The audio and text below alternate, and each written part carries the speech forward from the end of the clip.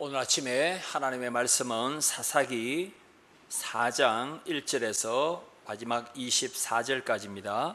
구약성경 365쪽에 있습니다. 사사기 4장 1절에서 24절까지 제가 봉독합니다.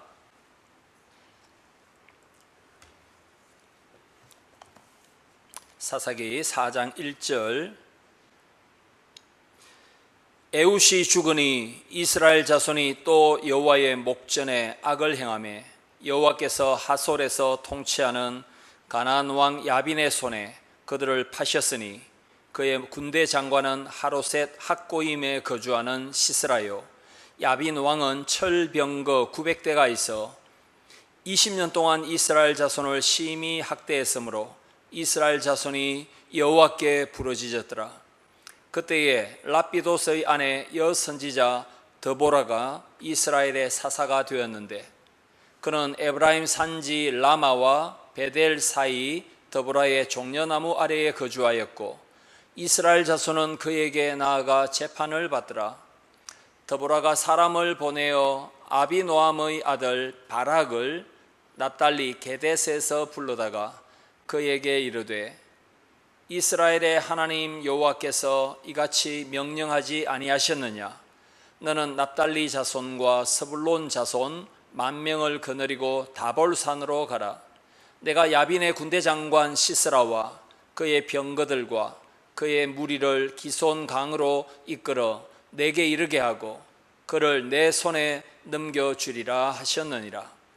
바락이 그에게 이르되 만일 당신이 나와 함께 가면 내가 가려니와 만일 당신이 나와 함께 가지 아니하면 나도 가지 아니하겠노라 하니 이르되 내가 반드시 너와 함께 가리라.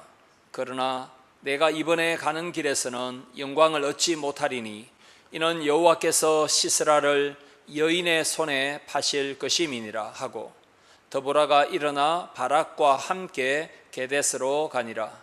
바락이 스불론과 납달리를 게데스로 부르니 10,000명이 그를 따라 올라가고 드보라도 그와 함께 올라가니라. 11절. 모세의 장인 호밥의 자손 중 겐 사람 헤벨이 자기 족속을 따라 게데스에 가까운 사난님 상수리 나무 곁에 이르러 장막을 쳤더라. 아비노함의 아들 바락이 다볼산에 오른 것을 사람들이 시스라에게 알리매 시스라가 모든 병거 곧 철병거 900대와 자기와 함께 있는 모든 백성을 하로셋 학고임에서부터 기손 강으로 모은지라. 드보라가 바락에게 이르되 일어나라. 이는 여호와께서 시스라를 내 손에 넘겨주신 날이라. 여호와께서 너와 너의 앞서 나가지 아니하시느냐 하는지라.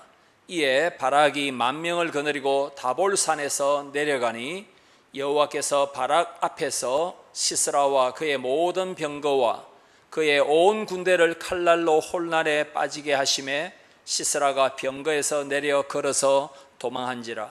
바락이 그의 병거들과 군대를 추격하여 하로셋 학고임에 이르니 시스라의 온 군대가 다 칼에 엎드러졌고 한 사람도 남은 자가 없었더라. 17절.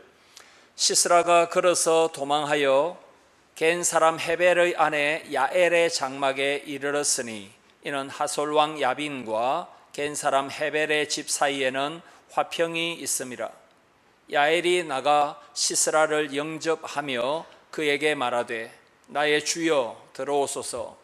내게로 들어오시고 두려워하지 마소서 하매 그가 그 장막에 들어가니 야엘이 이불로 그를 덮으니라.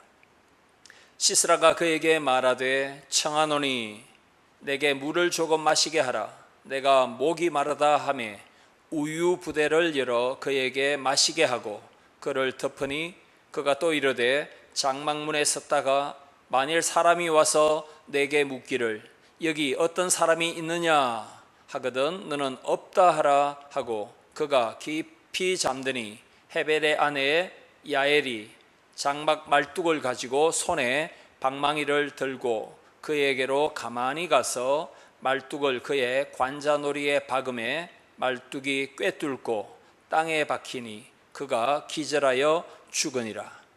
바락이 시스라를 추격할 때에 야엘이 나가서 그를 맞아 그에게 이르되 오라, 내가 찾는 그 사람을 내가 내게 보이리라 하매 바락이 그에게 들어가 보니 시스라가 엎드러져 죽었고 말뚝이 그의 관자놀이에 박혔더라. 이와 같이 이 날에 하나님이 가나안 왕 야빈을 이스라엘 자손 앞에 굴복하게 하신지라. 이스라엘 자손의 손이 가나안 왕 야빈을 점점 더 눌러서 마침내 가나안 왕 야빈을 진멸하였더라. 아멘. 사랑하는 성도 여러분, 요즘에 여성의 지위, 여성의 능력, 여성의 파워가 막강합니다. 중고등학교 학생들, 남녀공학 학생들의 학업 성취도 여자아이들이 더 높기도 합니다.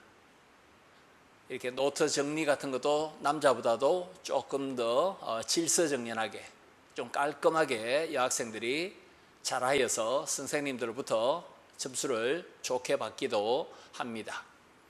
유치원은 말할 것도 없고 초등학교 교사의 한 80% 정도는 여교사입니다. 남자 골프 대회에 여자가 나가기도 하고 육군 사관학교 해사 공사 수석도 여자들이 하기도 하고 경찰대학도 마찬가지입니다.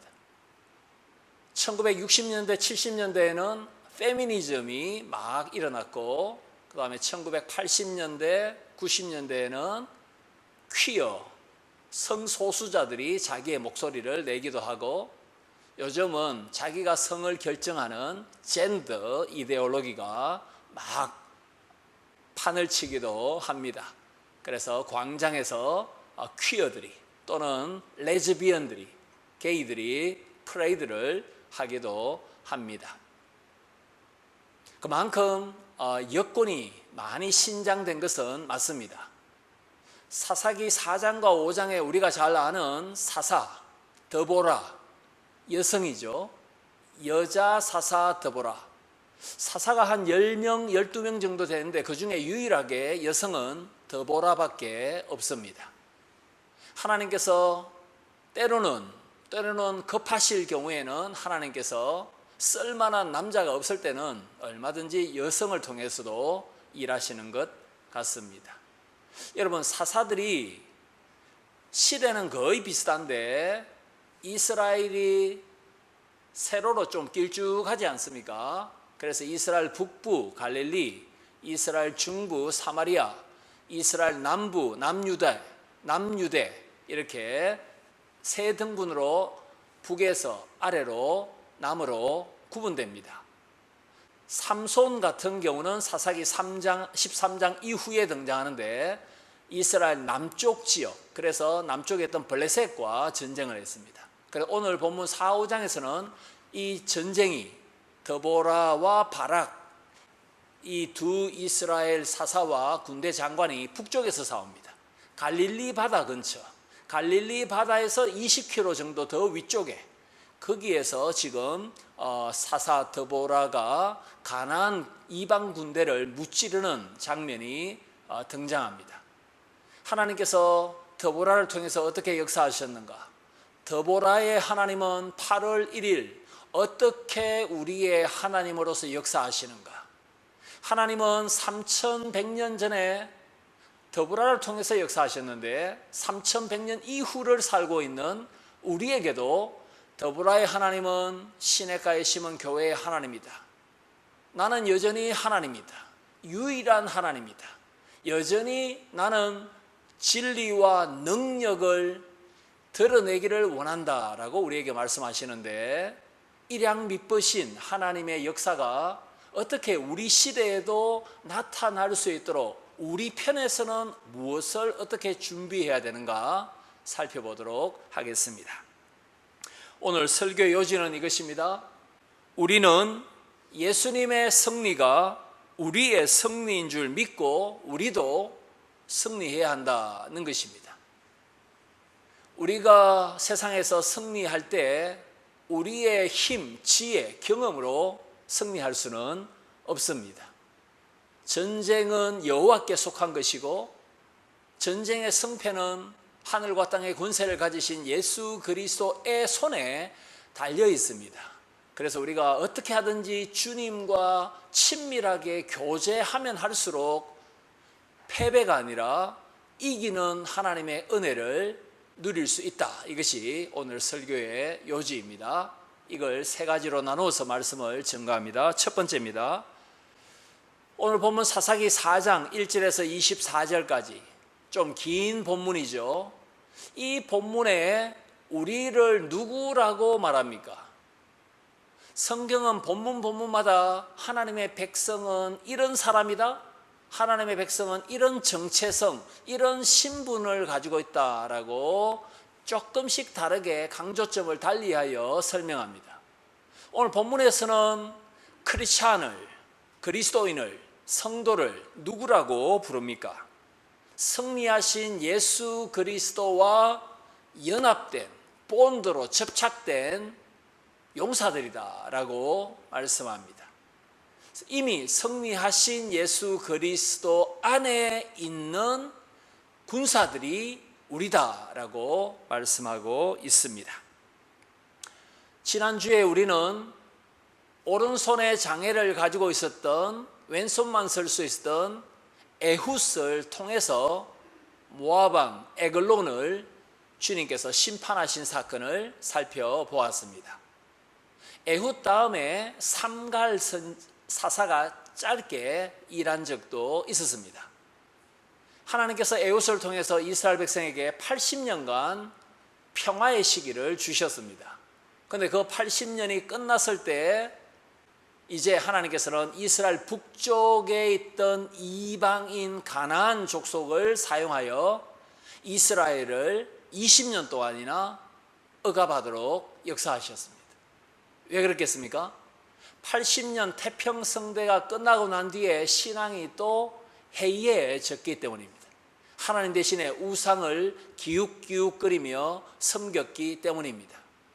이게 이제 하나님의 백성된 우리 속에 있는 죄성이 얼마나 재발하고 강력하게 다시 일어나는가를 보여주는 대목이기도 합니다.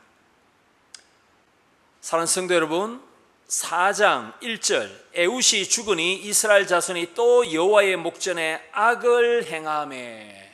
그러면 하나님은 거룩하시고 공의로우신 분이기 때문에 자기 백성의 악과 우상 숭배를 방치하시면 안 됩니다. 하나님이 자기 백성이 마음대로 죄짓도록 방치해버리면 하나님은 거룩한 분도 아니요 공의로운 분도 아닙니다. 그래서 하나님께서 2절에 보시면은 누구를 사용하여 범죄한 이스라엘 백성을 치십니까? 여호와께서 하솔에서 통치하는 가나안 왕 야빈의 손에 이스라엘 백성을 파셨습니다. 여기 하솔이라는 이 도시는 갈릴리 바다 북쪽으로 20km 지점에 있는 도시입니다. 여기가 가나안이라는 이방 족속의 수도였습니다. 여러분, 구약의 순서를 보십시오.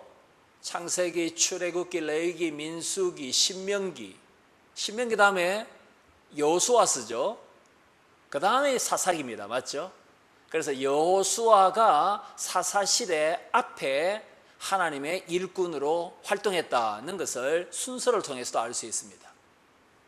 우리는 사사기 4장을 읽었지만 앞에 있는 여호수아 11장 10절과 11절에 보시면 오늘 본문 2절에 등장하는 하솔 왕 야빈이 또 등장합니다. 좀 이상하지 않습니까?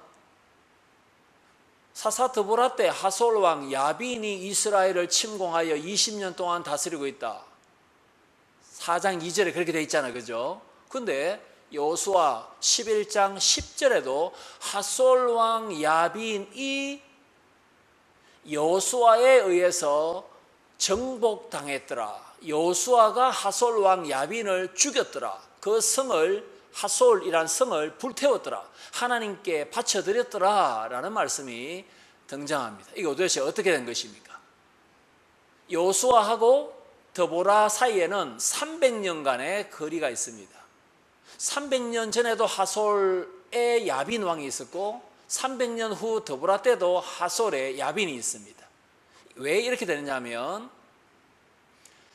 이집트의 왕을 통칭해서 또는 총칭해서 바로라고 부릅니다. 이집트의 왕은 그냥 바로입니다. 바로. 바로 안에 뭐 람셋 1세, 2세 뭐 이렇게 나눠지지 않습니까? 갈릴리 호수 북쪽에 있는 하솔의 그 가나안 왕들을 통칭하는 이름이 뭐냐면은 야빈입니다. 야빈. 그러니까 야빈 안에 뭐 1세, 2세, 5세, 6세가 또 나눠지겠죠. 그죠?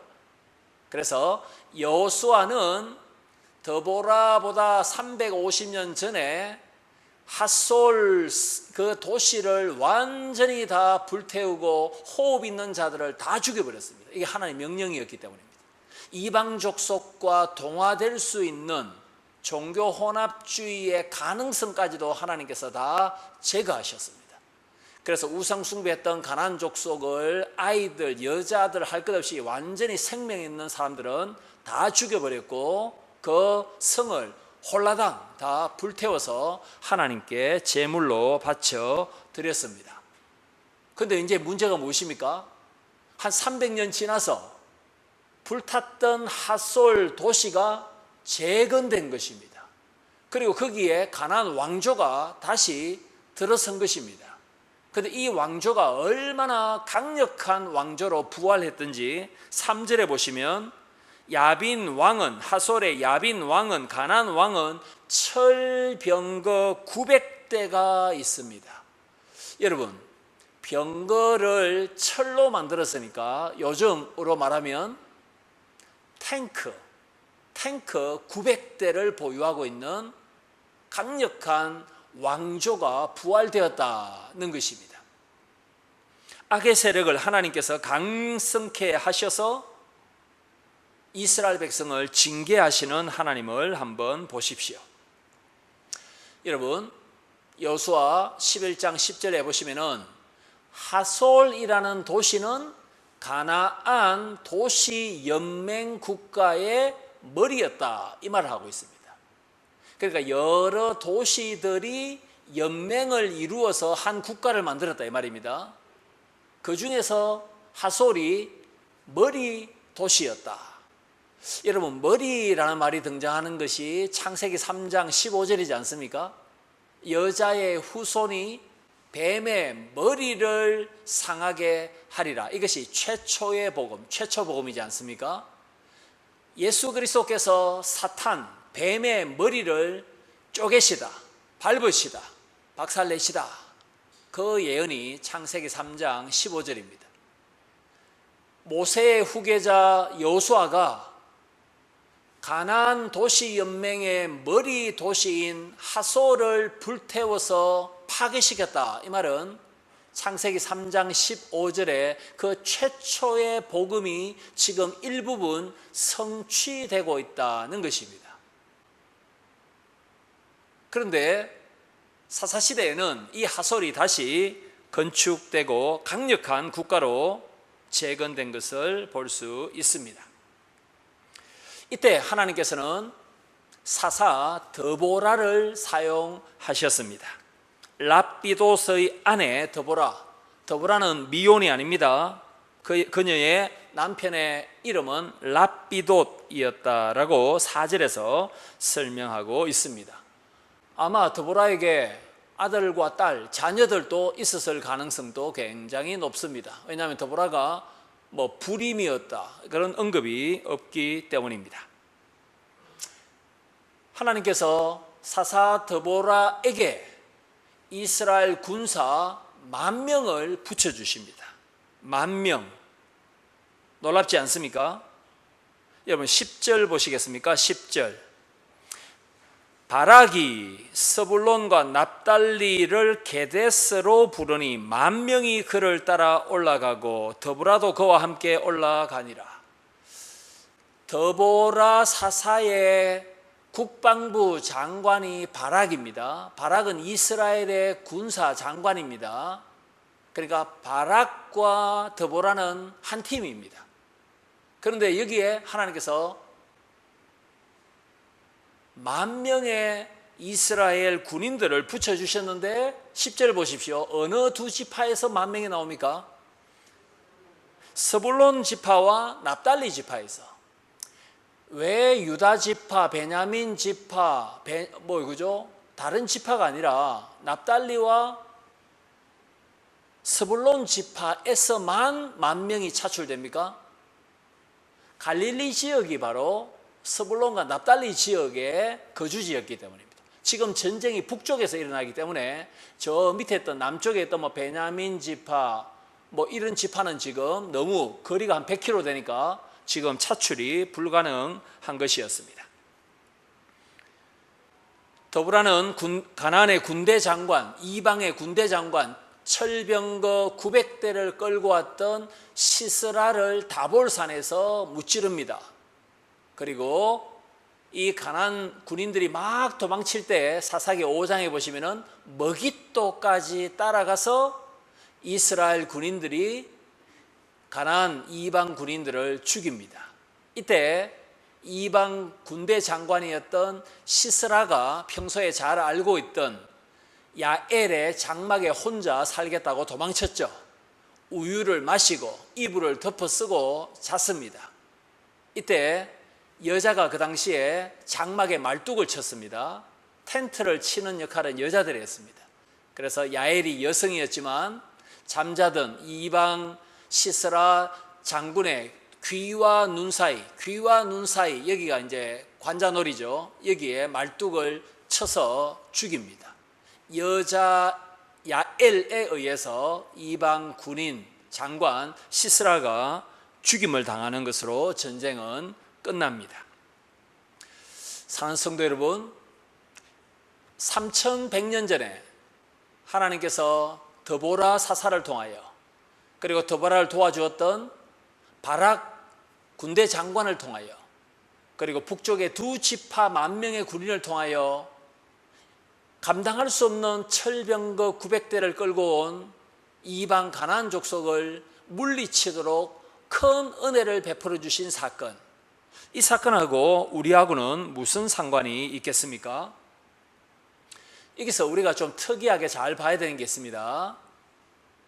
사사 드보라가 칼과 창을 휘두르고 화살을 쏘았다라는 말이 없습니다. 드보라가 전쟁터에 간 것은 맞지만은 칼을 휘둘렀다 이 말이 없습니다. 그리고 가나안 왕 야빈이 병거를 이끌고 싸웠더라 이 말도 없습니다. 왕들 간의 전쟁이 지금 언급되지 않고요. 드보라의 오른팔이었던 바락 장군, 야빈 왕의 오른팔이었던 시스라 장군 밑에 부하들이 싸우는 내용이 대부분의 사장의 내용이 되겠습니다. 사사 드보라 그리고 이방 군대 장관 시스라를 말뚝으로 관자놀이 관통해서 죽였던 야엘이라는 여성, 그리고 드보라를 도와주었던 바락 이스라엘의 군대 장관, 이 팀이 잘 융화되어서 이방 가나안 족속을 물리쳤다는 것을 설명하고 있습니다. 왜 왕들 간의 전쟁이 지금 언급되고 있지 않습니까? 왜 왕의 오른팔들이 지금 싸우는 것만 언급되고 있습니까? 여호수아 11장에 여호수아가 하솔 도시를 불태우고 야빈 왕을 죽였다 했지 않습니까? 여호수아의 실체가 누구시냐면은 예수님이십니다. 여호수아, 구원이라는 뜻이죠. 예수, 자기 백성을 죄에서 구원하실 자. 모세의 후계자 여호수아는 예수님의 그림자입니다. 이미 예수님의 그림자인 여호수아가 여호수아 11장에서 핫솔을 불태우고 야빈 왕을 죽였죠. 이미 왕들 간의 전쟁은 사실 끝난 것입니다. 두 번째로 하솔이 재건된다 하더라도 이미 왕들 간의 전쟁은 이미 끝난 상태고 오른팔들끼리의 전쟁도 사실은 승패가 결정된 것이나 마찬가지다라는 것을 알고 있다는 것입니다. 여러분이 만약 여선지 드보라라면 가나안 왕이 쳐들어왔을 때 어떤 역사적인 교훈을 받을 수 있겠습니까? 300년 전에 여호수아가 야빈 왕을 무찔렀다, 하나님의 도우심으로. 마찬가지로 우리에게도 하나님은 다시 재건된 하솔과 야빈 왕을 무찌를 수 있도록 역사하실 것이다. 300년 전에 하나님은 지금 우리의 하나님이시다. 그 하나님을 신뢰하자, 용기를 내자, 힘써 싸우자. 이 전쟁은 하나님께 속했다 하면서 열심히 싸웠을 것입니다. 사랑하는 성도 여러분, 뱀의 머리, 사탄이죠. 사탄의 머리를 밟으신 분은 예수 그리스도시고, 가나안 도시 국가의 연맹의 머리 도시였던 하솔을 불태웠던 사람은 예수님의 그림자였던 여호수아였습니다. 주님이 우리의 대장이십니다. 그분은 지옥을, 사탄을, 죄를, 마귀를 이미 정복하신 분이십니다. 그 승리하신 예수 그리스도와 연합된 저와 여러분도 어떤 악이 다시 우리를 향하여 도전한다 할지라도 이길 수 있는 사람이 되었다는 것을 오늘 본문은 보여주고 있습니다. 오늘 본문에 보시면은 3절과 13절에 가나안 왕 이 야빈이 철병거를 몇 대 끌고 이스라엘을 쳐들어왔습니까? 3절에도 그렇고 13절에도 그렇고 900대다라고 말합니다. 여러분, 완전수, 충만하다, 그걸 상징하는 숫자는 성경에서 무슨 수입니까? 7 그리고 10입니다. 7과 10은 완전하다, 충만하다를 상징합니다. 그렇다면 10이 완전 충만이니까 하나 부족한 9은 뭔가 부족하다 이 말입니다. 아무리 이방 족속이, 불신자가, 사탄의 세력이 많아 보이더라도 하나가 부족한 것입니다. 하나님을 이길 수 없고 하나님의 교회를 이길 수가 없다라는 것을 900대라는 말을 통해서 보여주고 있습니다. 그런데 납달리 지파와 그리고 스불론 지파에서는 몇 명이 차출되었습니까? 10,000명입니다. 10,000명. 만은 10 곱하기 1000이잖아요. 맞죠?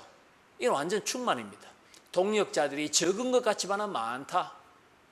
충만하다. 하나님의 군대는 동력자들이, 형제 자매들이 많다. 서로 의지할 수 있다는 것을 또한 보여주고 있습니다.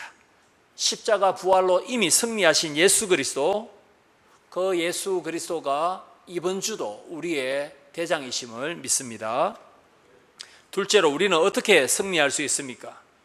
하나님만 의지하고 영적인 배교, 영적인 간음, 우상숭배를 멀리해야 됩니다. 우리가 이번 한 주 하나님의 능력 의지하여 이기기를 원한다면 하나님 더 간절하게 하나님께 딱 달라붙어 있어야 됩니다. 그리고 영적인 배교와 간음과 우상숭배와 범죄를 미워해야 합니다. 자, 이제 사람의 이름의 뜻을 한번 보도록 하겠습니다. 드보라, 뜻은 벌입니다. 벌. 그러니까 이스라엘 백성에게는 달콤한 꿀을 제공하고요, 가나안 이방 군인들에게는 침을 쏘아대는 사람이 바로 드보라입니다. 꿀을 줄 것이냐, 침을 놓을 것이냐. 하나님의 백성에게는 구원, 꿀일 것이고 하나님의 백성을 괴롭히는 악의 세력에게는 침, 사망입니다. 드보라를 도와줬던 사람이 누굽니까? 바락입니다. 여러분, 바락은 뜻이 뭐냐면은 번개입니다. 번개. 아마 이 바락 장군은 홍길동처럼 동해 번쩍, 서해 번쩍, 아마 기습 공격, 그런 전술을 구사했던 것으로 이름의 뜻을 통해서 우리가 추론할 수 있습니다. 믿음의 영웅장 히브리서 11장이죠. 거기 32절에 보시면 바락을 믿음의 사람이었다라고 소개하고 있습니다. 바락도 갈릴리 바다 근처에 납달리 출신입니다. 그런데 납달리 지파의 게데스 출신이 바로 바락입니다. 그런데 바락 군대 장관의 고향인 게데스에 무엇이 있었느냐 하면 성소와 도피성이 있었다라고 여호수아 20장 7절에서 설명합니다. 그러니까 군대 장관 바락은 번개라는 이름의 뜻을 가지고 있는데 자기 고향에 뭐가 있었죠? 하나님을 예배하는 성소, 그리고 부지 중에 사람을 죽였던 사람이 도피할 수 있는 도피성이 있었다 이 말입니다. 그러니까 바락이 지금 드보라를 도와서 수행하고 있는 전쟁은 거룩한 전쟁이다, 하나님의 전쟁이다 라는 것을 자기의 출신 고향 게데스를 통해서 확인할 수 있습니다. 하나님께서 10,000명을 바락 국방부 장관에게 붙여주셨는데 하나님께서 사용하시는 전술이 굉장히 특이합니다. 납득이 가지 않습니다. 14절 보십시오. 14절 드보라가 바락에게 이르되 일어나라, 이는 여호와께서 시스라 이방 군대 장관 시스라를 내 손에 넘겨주신 날이라. 여호와께서 너의 앞서 나가지 아니하시느냐. 이에 바락이 10,000명을 거느리고 다볼산에서 내려가니라. 이 말은 다볼산에 올라가 있었다 이 말이죠. 여러분, 다볼산은 평평한 평지에 갑자기 꽃갈콘처럼, 꽃갈콘 알죠? 이게 툭 튀어나온 산입니다. 평지에, 아무것도 없는 평지에 600m 그냥 산에 한 개 툭 튀어나온, 그게 다볼산입니다. 거기에 10,000명이, 이스라엘 군인 10,000명이 거기 올라갔습니다. 그러면 가나안 왕 야빈 입장에서는 어떻게 하면 되겠습니까? 이걸 그 산만, 평지에 산만 철병거 900대로 포위하면 끝입니다. 계속 기다리고 있으면 굶어 죽겠죠, 그죠? 하나님께서 이런 전술을 구사합니다. 그냥 포위되어서 그냥 죽도록 전술 교본에 맞지 않는 그런 방법을 하나님께서 사용하십니다. 그러면 이 군인, 이스라엘 군인 10,000명이 산 위에 올라가서 저 밑에 철병거 지금 900대가 포위하고 있잖아요, 그죠? 무슨 생각을 하고 있습니까? 했겠습니까? 하나님 안 도와주시면 우리는 그냥 다 죽는다, 진짜 독 안에 든 쥐다, 이런 생각을 했겠죠. 숨을 만한 골짜기도 없고 주변에 산도 없고 동굴도 없고 이제 우리는 하늘에 하나님이 도와주시지 않으면 우리는 죽는다. 이 전쟁은 하나님의 전쟁이다. 우리의 잔꾀로 싸울 수 있는 전쟁이 아니구나. 이걸 뼈저리도록 하나님 의지하도록 다볼산에서 이스라엘 백성은 훈련을 받았다는 것입니다.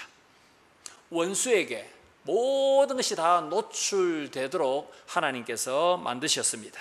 여호와께서 앞서 싸우신다라고 15절에서 분명히 밝히고 있습니다.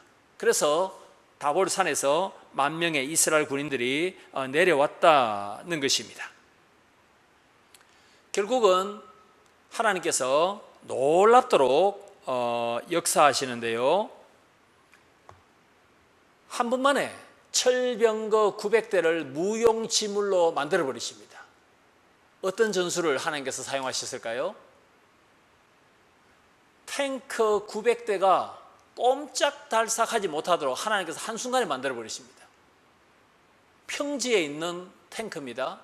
사사기 5장, 드보라가 승리 후에 불렀던 찬송입니다. 5장 4절과 5절에 보시면은 하나님께서 어떻게 탱크를 폐기 처분해 버립니까? 5장 4절에 하늘이 물을 내리고 구름도 물을 내렸나이다. 1시간에 200ml, 300ml의 폭우를 쏟아붓게 하셔서 진흙탕을 만들어 버렸습니다. 그러니까 탱크가 꼼짝달싹 못하는 겁니다. 철병거가. 그러니까 철병거를 버려두고 줄행랑을 쳤는데 먹이토까지 따라가서 이스라엘 군인들이 가나안 군인들을 죽이고 가나안 왕의 그 오른손 시스라만 몰래 장막에 들어갔다가 자기는 또 관자놀이에 말뚝이 박혀서 죽도록 하나님께서 역사하셨습니다. 왜 야엘이 관자놀이에 말뚝을 칩니까? 자고 있던 사람 이 왼쪽 가슴에 심장에 말뚝을 박아도 사람이 죽지 않겠습니까? 왜 하필이면 머리에 말뚝을 박습니까? 이것도 역시 창세기 3장 15절 뱀의 머리를 상하게 하시겠다라는 약속이 지금 야엘 이 여자를 통해서도 이루어지고 궁극적으로는 예수 그리스도께서 마귀와 사탄과 악한 영들을 물리칠 것을 예고편으로 지금 보여주고 있다는 것입니다. 로마서 16장 20절 사도 바울은 이렇게 말씀합니다. 평강의 하나님이 속히 사탄을 교회의 발 아래 두시리라. 예수 그리스도에 의해서 패배당한 사탄, 우리를 정죄하고 우리를 미혹하고 우리를 삼키려고 우는 사자처럼 달려드는 이 사탄을 교회 성도의 발 아래 속히 두리라. 누가 말입니까? 평강의 하나님이. 우리가 사탄과 싸워서 이길 때 뭐가 선물로 주어진단 말입니까? 평화가 찾아온다. 죄와 사탄과 제대로 싸우면은 그 결과로 샬롬을 하나님께서 주시겠다. 죄와 짝하면서 평화를 누릴 수가 없다. 사탄이 좋아하는 일을 하면서 내 마음속에 평화가 있다. 이것은 불가능하다. 사탄과 싸워서 이기도록 하시리라. 로마서 16장 20절을 우리가 동시에 기억해야 하겠습니다. 하나님 의지하며 어디에서도 말입니까? 다볼산에서도, 그리고 사탄을 짝하지 않을 때, 죄를 미워할 때 이기는 은혜를 하나님께서 주신다는 것을 믿으시기 바랍니다. 마지막 세 번째입니다. 주님을 의지하는 자, 우리 가족이, 우리 교회가, 내가 살 길은 주님밖에 없습니다. 우리 가족, 형제 자매들, 우리가 정말로 살 길은 주님밖에 없습니다. 이런 간절한 심령을 가지고 죄와 악한 영과 싸우는 자에게 하나님 주시는 약속이 마지막으로 무엇입니까? 우리의 승리의 모습을 통하여 어둠에 있던 자들이 주님께로 돌아오는, 나도 예수님 믿어야 되겠구나, 전도할 수 있는 은혜를 하나님께서 우리에게 주십니다.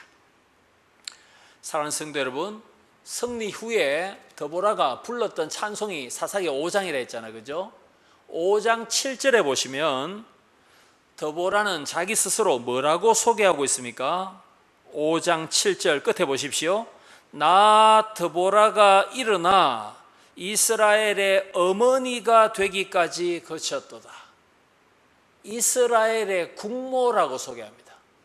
나는 이스라엘의 어머니다. 그런데 가나안 왕 야빈, 철병거 900대를 끌고 왔던 이방의 국방장관 시스라도 어머니가 살아 있었습니다. 5장 28절입니다. 5장 28절. 시스라의 어머니가 창문을 통하여 바라보며 창사를 통하여 부르짖기를 그의 병거가 어찌하여 드디어오는가, 그의 병거들의 걸음이 어찌하여 늦어지는가. 내 아들이 국방부 장관이 되어서 장갑차 900대 끌고 갔으니까 변변한 무기조차 없던 이스라엘 백성은 순식간에 패배할 것이다. 그래서 내 아들이 다시 철병거 900대 끌고 성전가 부르며 돌아와야 되는데 왜 이렇게 돌아오지 않을까? 내 아들이 왜 빨리 안 올까? 시스라의 어머니가 창문을 통해서 아들이 빨리 돌아오지 않는 것을 염려하고 있는 모습이 5장 28절입니다.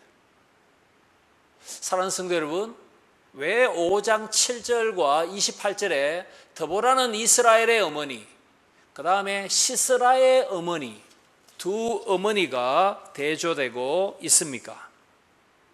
왜냐하면 사사 드보라는 이스라엘의 어머니로서 어떤 이방 족속과 싸워서 이길 수 있는 하나님의 용사들을 출산하고 훈련시키고 배출하는 어머니와 같은 역할을 하고 있기 때문입니다.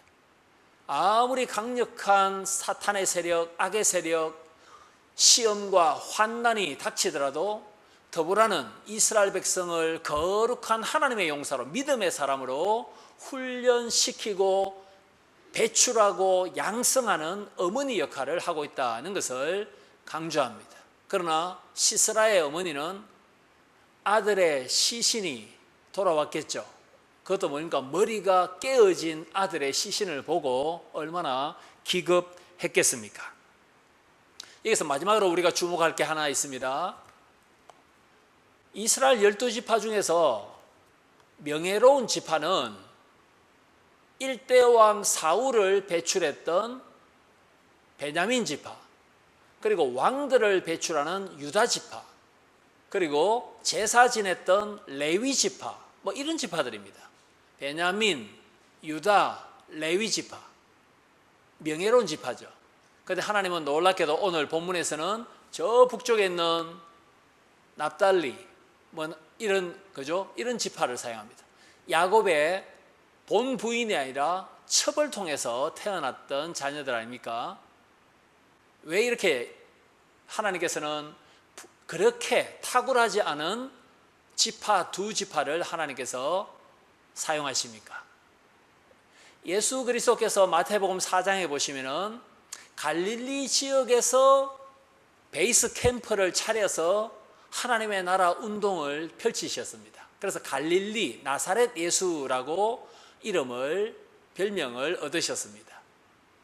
예수님은 흑암 중에 있던 자, 이사야 9장에 나오듯이 납달리 지파, 바로 이방 지역에 있었죠. 그죠? 이방 지역과 가깝죠. 스불론 지파, 역시 이 북쪽의 이방 지역과 이방 국가와 가깝습니다. 어둠에 앉았던 스불론 지파와 납달리 지파여, 이제는 구원의 빛이 임할 것이다. 그 구원의 빛이 누구냐면은 거기에서 사역을 시작하셨던 예수 그리스도십니다. 어둠에 있던 자들이 하나님의 나라의 용사들로 탈바꿈할 수 있도록, 별것 아닌 출신이라 할지라도 예수 그리스도의 구원과 생명의 복음이 들어갈 때는 그들이 하나님의 나라의 귀한 용사들로 탈바꿈할 수 있다는 것을 보여줍니다. 창세기 49장 2절에 야곱이 죽을 때 12아들에게 유언을 한 바가 있습니다. 49장 2절에 납달리 지파는 암 노루처럼 뛰어다닌다, 이 말을 한 바가 있습니다. 암 사슴처럼 빠르게 움직이고, 창세기 49장 21절. 이 납달리 지파는 한 5천 명 되었겠죠. 이 군인들이 얼마나 가나안 왕의 군인들을 향하여 빠르게 움직이면서 싸웠던가 이런 것을 우리가 야곱의 유언을 통해서도 확인할 수 있습니다. 여러분 5장 18절 보시겠습니까? 5장 18절. 스불론은 죽음을 무릅쓰고 목숨을 아끼지 않은 백성이요 납달리도 들의 높은 곳에서 걸어하였도다. 이방의 어두운 곳에 있던, 때로는 불명예스럽게 보였던 스불론과 납달리 두 지파가 탱크 900대를 끌고 온 이 가나안 족속과 싸울 때에 5장 18절에 어떻게 싸웠다고 합니까? 죽음을 무릅쓰고 싸웠더라. 목숨을 바쳐서 싸웠더라. 용감하게 싸웠더라. 제일 무서운 사람이죠. 목숨 걸고 싸우는 사람, 제일 무서운 사람. 아무도 못 말립니다. 목숨을 무릅쓰고 싸웠더라, 이렇게 말씀합니다. 요한계시록 12장 11절에도 죽기까지 자기의 목숨을 아끼지 아니하고 마귀와 싸워 이겼다라는 말씀이 계시록 12장 11절에도 있습니다. 목숨을 바쳐서 구원을 주신 분은 누구십니까? 예수님이십니다. 예수 그리스도 그분은 자기의 목숨을 우리의 대속물로 주셔서 우리를 살리셨고 우리를 구원하셨습니다. 오늘 사사기 4장 5장을 살펴보고 있지만 여기에도 여전히 예수님이 승리하신 그분이 십자가와 부활로 승리하신 예수 그리스도가 주인공이다, 예수 그리스도의 승리를 미리 예고하고 있는 예고편이다라는 것을 우리가 놓치지 말아야 하겠습니다. 전쟁의 승패는 예수님에게 속해 있습니다. 그러므로 질병과 경제적인 어려움과 자녀 양육의 어려움과 더디게 느껴지는 하나님의 기도 응답과 대물림 될 것 같은 가난한 여러 환경 앞에 우리는 굴복하지 말아야 될 것입니다. 우리의 모든 환경들, 왼손만 사용할 수 있었던 에웃을 사용하셨던 것처럼 우리의 모든 환경들도 주님이 다 아시고 그 전능하신 하나님께서 우리를 다스리신다면 우리도 주님처럼 이김으로 하나님께 영광을 돌려드릴 수 있습니다.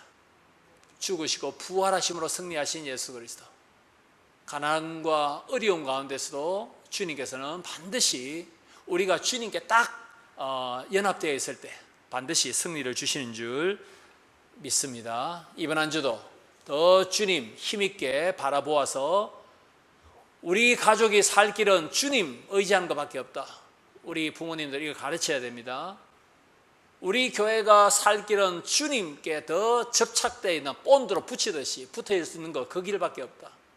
내가 살 길은 주님 더 의지하고 주님 더 사랑하는 길밖에 없다. 주님의 평강, 능력 의지하는 길밖에 없다. 그때 하나님께서 놀라운 평강과 능력을 우리를 통해서 보여주시고 우리의 이런 삶을 통하여 어둠에 있는 자, 주님 모르는 자들이 나도 주님 믿어야 되겠구나, 이런 놀라운 전도의 역사가 또한 있기를 소망합니다. 말씀 주신 하나님